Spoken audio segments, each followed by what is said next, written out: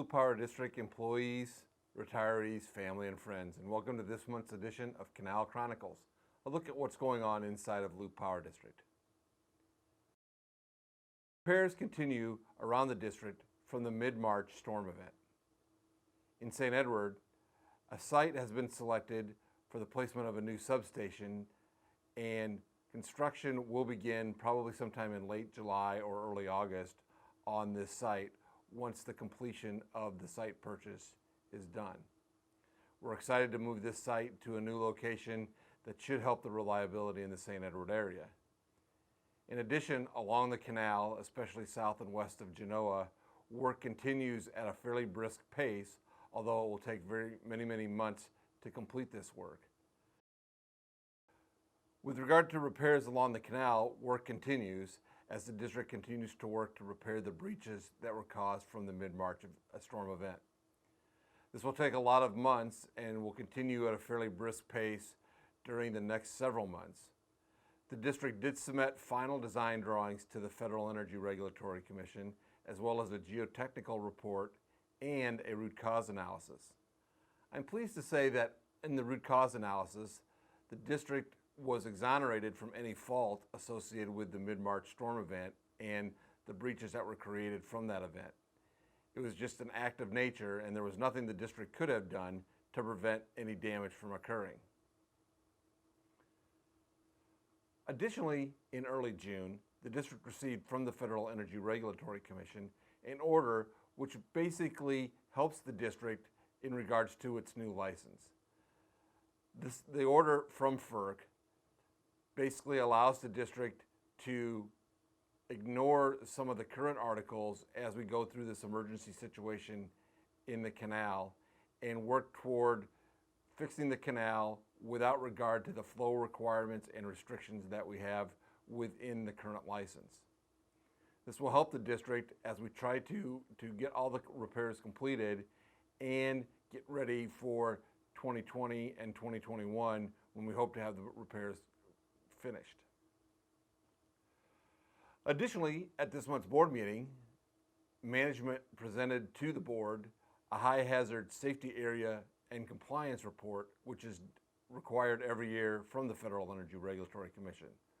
We have two high hazard areas, one in Genoa and one north and east of Columbus near the Columbus Powerhouse.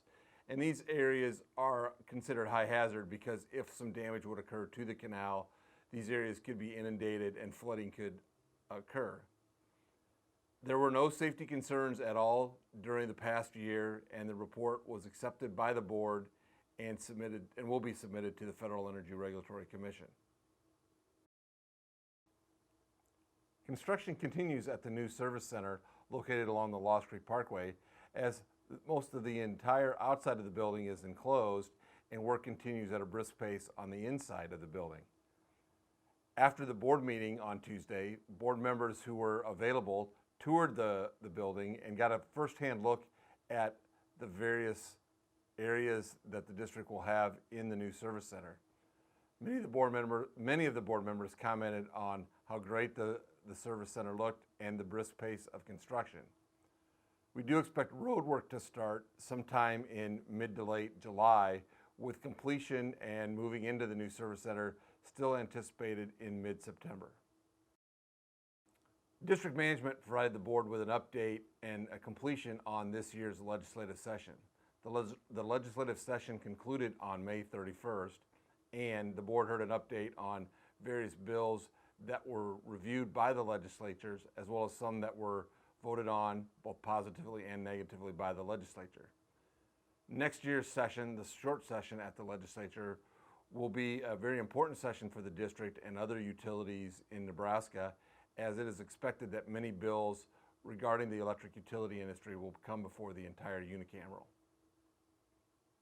The financial report that was provided to the board showed that the district continues to move forward in fairly decent financial conditions, even given the fact that we have reduced revenue because of the damage that occurred to the canal from the mid-March storm event.